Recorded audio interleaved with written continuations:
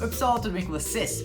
Hoje a gente vai falar de um assunto muito importante. Eu sempre começo falando hoje para falar de um assunto muito importante. Hoje a gente vai falar sobre adoração e provavelmente você já sabe o texto que eu vou usar, que é aquele lá de João 4, que é Jesus falando com a samaritana. Os verdadeiros adoradores adoram em espírito e em verdade. Mas hoje a gente vai falar sobre a conversa inteira, porque não pode pegar a conversa pela metade. Então, vamos lá para João 4, versículo 6. Que a gente vai ver uma parte que eu fico muito... não sei descrever esse sentimento. É tipo intrigado, pasmo. Que é João 4,6. Ali ficava o poço de Jacó. Cansado da viagem, Jesus sentou-se junto ao poço. Era por volta do meio-dia. O que me deixa intrigado nesse texto é que Jesus cansou.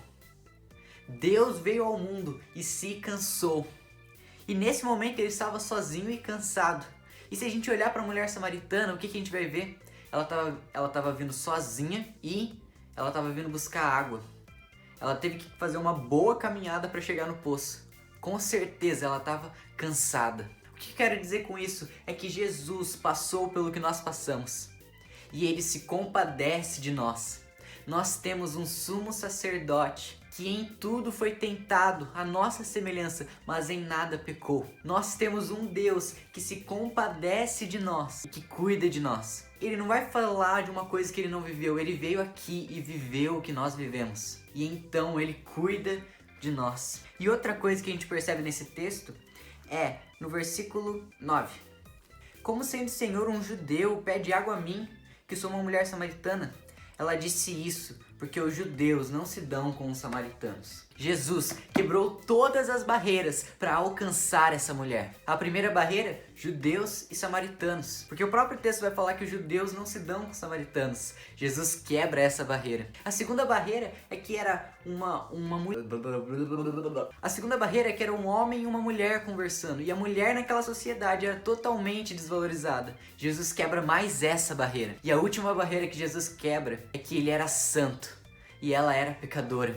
E Jesus quebra essa barreira. Jesus quebrou todas as barreiras para nos alcançar. E ele, sendo santo, nos purifica.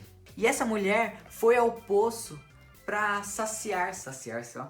Ela estava cansada e ela precisava de algo, e ela achou que ela precisava de água. Essa mulher achou que ela podia se satisfazer com as coisas aqui dessa terra, com uma água. E o que ia acontecer? Ela tomaria água e voltaria a ter sede. Tudo que nós experimentamos nessa terra, nós podemos nos satisfazer por um momento, mas voltaremos a ter sede. Mas Cristo, Ele, que passou pelo que nós passamos, que quebrou todas as barreiras para nos alcançar, nos oferece algo duradouro, algo que vai durar a eternidade. Ele nos oferece a água viva, que aquele que pedir a ele a água viva, ele não vai negar. E quando essa pessoa tomar a água viva, ela vai se satisfazer eternamente. Mas o que é água viva? A gente vai saber em João 7. Abre, por favor, João 7. João 7,39. Quem crer em mim, como diz as escrituras, do seu interior fluirão rios de água viva. Isso ele disse a respeito do Espírito, que o que nele crescem haviam de receber. Quando nós cremos em Cristo, nós recebemos o Espírito Santo, que é a água viva. E a primeira comparação que o Espírito recebe aqui é que ele é uma água. E como nós necessitamos da água, nós também necessitamos do Espírito Santo. E o Espírito Santo vem em nós e nos preenche e nos satisfaz completamente. Vamos seguir o texto, João 4. E agora a gente vai para a segunda função. Não sei se pode falar função, mas é a segunda característica do Espírito Santo. Versículo 17. Ao que a mulher respondeu: não tenho marido. Então Jesus disse: você tem razão ao dizer que não tem marido, porque já teve 5. E esse que agora tem não é seu marido.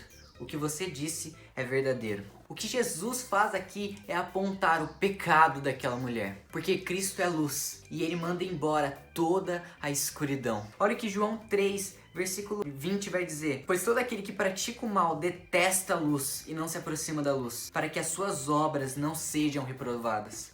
Quando nós nos chegamos perto de Cristo, algumas obras nossas serão reprovadas, mas nós temos que crer em Cristo e saber que Ele tem o melhor para nós e deixar essas obras de lado e sermos corrigidos por Cristo. Porque o segundo papel do Espírito Santo é que ele é é que assim como a água nos purifica, o Espírito Santo vem e purifica o nosso coração, a nossa mente, o nosso modo de agir, o nosso modo de falar. Jesus passou pelo que nós passamos e quebrou todas as barreiras para nos alcançar. E Ele nos oferece o Espírito Santo que nos satisfaz eternamente. E quando nós bebemos da água viva, dentro de nós flui uma fonte de água viva que jorra para a eternidade. E depois Ele joga luz em nós e reprova as nossas atitudes, mas Ele também nos oferece o Santo Espírito para nos purificar e nos livrar do pecado que nos persegue. E agora, guiados pelo Espírito Santo, nós podemos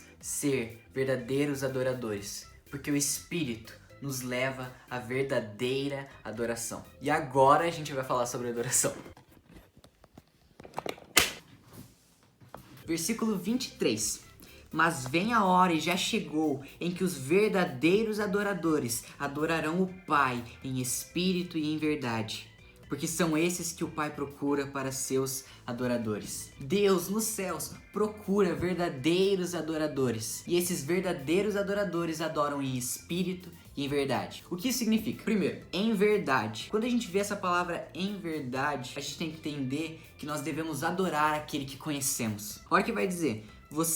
No versículo 22, vocês adoram o que não conhecem, e isso não é adoração. Nós temos que conhecer aquele a quem estamos adorando, e a gente vê isso na conversa, porque Jesus começa e a mulher chama ele de homem judeu, e depois vai chamar de profeta, e depois vai chamar de Messias, o Salvador. Nós temos que crescer em conhecimento de Jesus a quem nós estamos adorando. Segundo ponto, em espírito. Nós devemos adorar de todo o nosso coração, de tudo que está dentro de nós, porque a verdadeira adoração inclui nós derramarmos o nosso coração diante de Deus e pôr nele toda a nossa satisfação, toda a nossa alegria e derramar o nosso coração de forma quebrantada. Porque olha o que vai dizer em